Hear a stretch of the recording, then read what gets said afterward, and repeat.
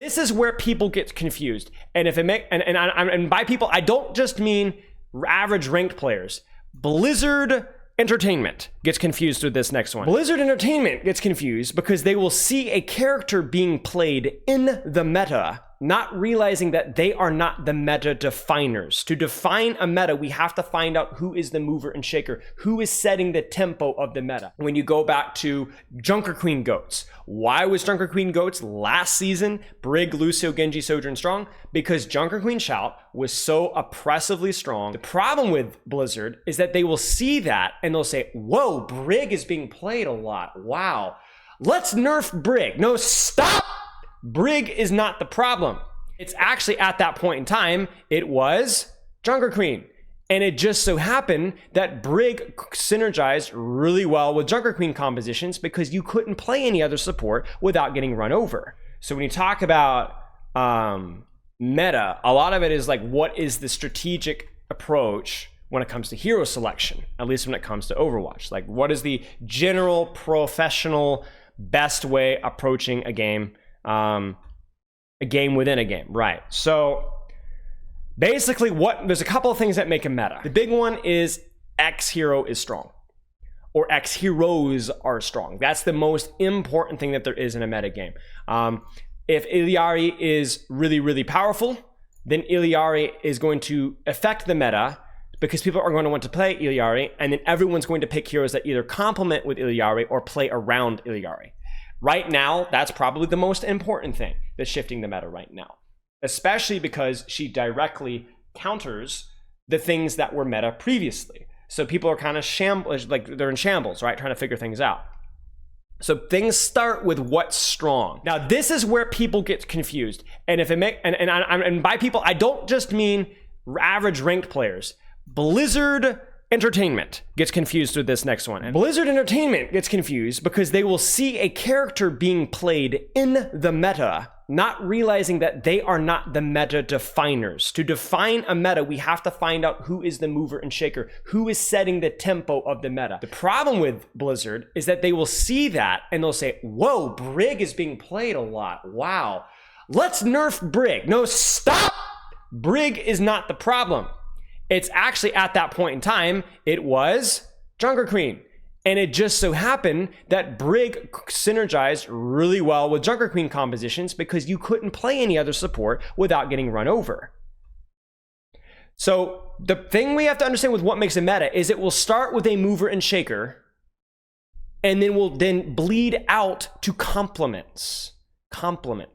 So for example, right now, here's a little bit of a hot take. I don't find Orisa to be that oppressively strong by herself. Why Orisa is being played more is because you can't play Sombra and Tracer as much as you used to.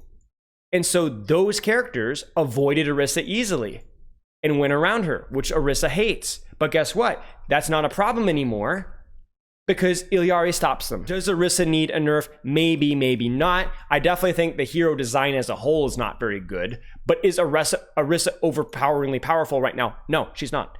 She just happens to coincide very well. And this is the problem with when we talk about last season, this past season in Overwatch League. People talked a lot about nerfing Ana and nerfing Winston, and that's fine. But we had to be very careful about why was Winston, Sombra, Tracer, Ana Brig, meta for so long. And the real mover and shaker in that composition was, ready for this one? Was the lack of hit scan strength. Sojourn, weak. Widow, weak. Hanzo, just not particularly good at that point in time. Cassidy, very significantly nerfed at that point in time. And Ashe, also nerfed. This was just fresh off of the Bob nerf. And so what ended up happening is in Season 1 and 2 in Overwatch League is you had Sombra is good, Tracer is good, Ana is good, Winston is also good. Yes, that's fair. But none of them are oppressively strong. It's just that the other characters that normally have something of an impact had zero impact because hitscan was never weaker. Now that's not as much the case anymore. Cassidy got his 25 HP back. Sojourn got her spread tightened a little bit. I mean, those are the two main ones. Obviously, Soldier got some buffs as well, which were not irrelevant, right? So you have a couple little tweaks here. Also, Sombra gets nerfed, and some of the synergizing heroes. So my problem is like, you have to be really, really careful about saying, oh, Ana was objectively broken and busted.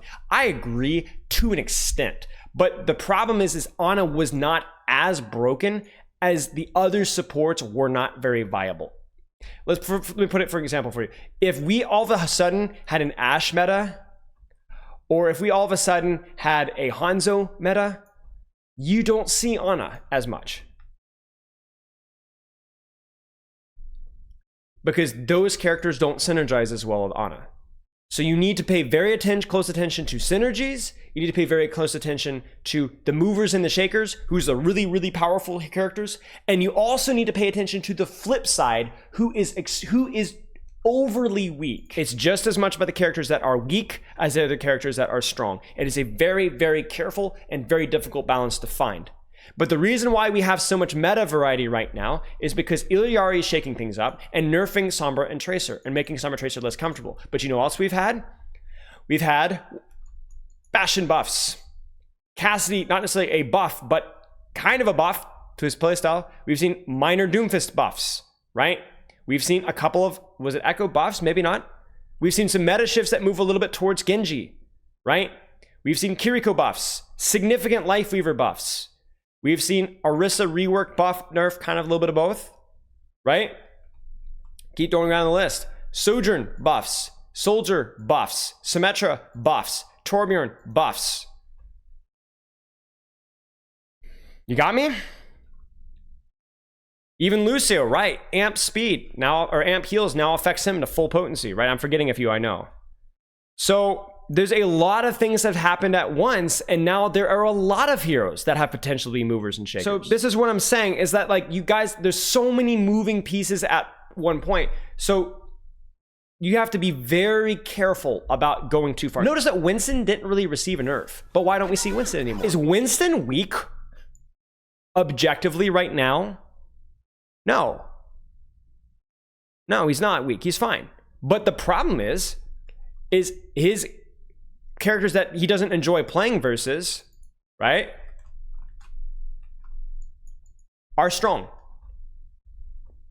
He's just restrained. So what do we do? Do we buff Winston, ladies and gentlemen? Is the solution to buff Winston right now? No, do not buff Winston. No, do not buff Winston. Take a very careful look at the changes that we did to Torbjorn, the changes that we did to Bastion, and the changes that we did to Orisa, and to a hero like Illari, who, by the way, does not... Okay, and here's the other thing too. Why is Winston not played? Let me tell you guys right now. Winston would fall out of favor at least a little bit in pro meta just by the fact that he doesn't work well with Illari. You got me? Just the fact that he doesn't work well with Illari is enough to push Winston out of the meta. That's the crazy thing. Winston, you could have Illari without even a Bastion or Torbjorn. And Winston's awkward because he can't get healing from Illari. So that's what I'm saying. You gotta address the root source. You guys may not remember this, but in GOAT's meta, before they instituted 222, they buffed the crap out of DPS for months. They kept trickling Pharah and Hanzo. They kept buffing Reaper. They kept buffing Mei. They kept slowly buffing the characters up and up and up and up. And then as soon as they institute 222, yes, tanks were still busted. Yes, supports were still busted, but we also had a massive, monstrous DPS creep to the point where it was almost impossible to play characters like Ana and Zen without just dying. So what makes a meta? Now, I'm going to start to migrate a little bit to some of the less important things that still have impact, and also to have a little bit more impact in professional play, less so in ranked. What makes a meta? History and psychology make a meta. In Overwatch League, teams are going to migrate towards Tracer compositions because they have a comfort with Tracer. They are able to play her at a higher level than the average ranked player. And Tracer metas are comfort metas. They remember tracer metas. We've been playing tracer metas. It is the safe and easy route. And doing something completely different is uncomfortable. You guys might not remember, but to the best of my knowledge, Junker Queen Goats, I don't believe was started in Overwatch League. I may be misremembering this one, but I am 90% certain it actually started in Contenders. Now, teams were experimenting with Junker Queen, but Junker Queen Goats dominating as quickly as it was a Contenders thing. Because you know what? Overwatch League teams don't like group up brawly comps. We were hot off of a dive meta. Multiple dive metas, on a Zen dive meta, on a Brig dive meta with Winston and Soldier and Doomfist metas. We didn't. That's a different can of worms. Psych, thanks so much for the sub, mate. Spilo. So what happened is Junker Queen Goats gets played, and Owl doesn't pivot to that. If Owl would have figured it out, but Owl would have taken time because it would have been against our history to do something like that. So then what happens is then Owl teams are struggling to beat these Contenders teams playing this comp, and they go, oh, maybe we should give it a shot. And that's what happens. In addition to that, the psychology is that people are going to always prefer characters, not just playstyles, but characters. And we talked about this. Tracer. People will always play Tracer. People will always play Ana. People will be very likely to play Winston and pro meta. Sombra is a lot more attractive for some players and some teams. London Spitfire, we didn't force a Mei meta by any means, but teams would not have touched Reinhardt Mei last season or this season if it were not for the London Spitfire. Let's keep going. Is there any other ones that I'm missing off here? Doomfist, right? There are a lot of characters that because a person is comfortable within that pick, they will lean into that comfort pick. And that has a tendency to, within that team culture, but also the broader team culture as a whole, have to respect it. For example, Atlanta Reign got their butt spanked in the first stage 1 of last season because they had no practice versus Reinhardt.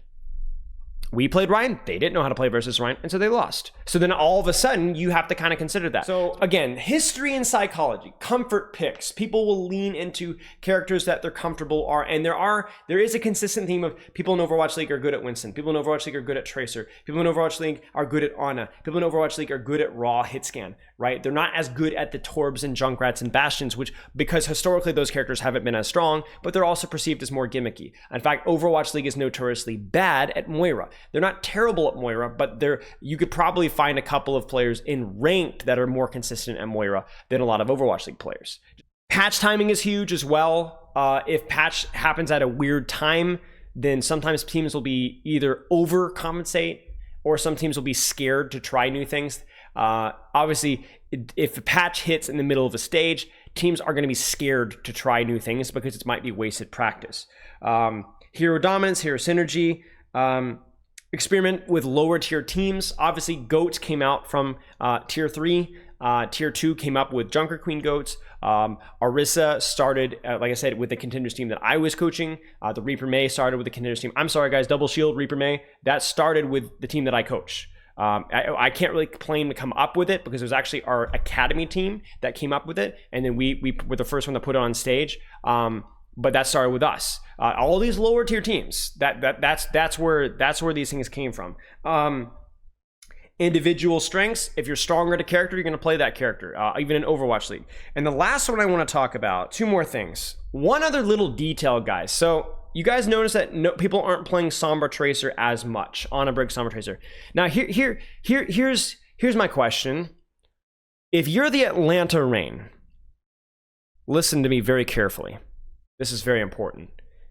If you are the Atlanta Reign, when is the last time that you have played Winston, Sombra, Tracer, Ana, whatever, versus a non-dive composition, versus a spam comp? So what I'm saying is that when you have a meta composition and a significant patch hits, more often than not, you will actually see teams migrate quickly away from the meta, especially if it's not their comfort picks, because a team like Atlanta has an advantage, but in the mirror, but they don't have a necessarily practice advantage versus the non-mirror.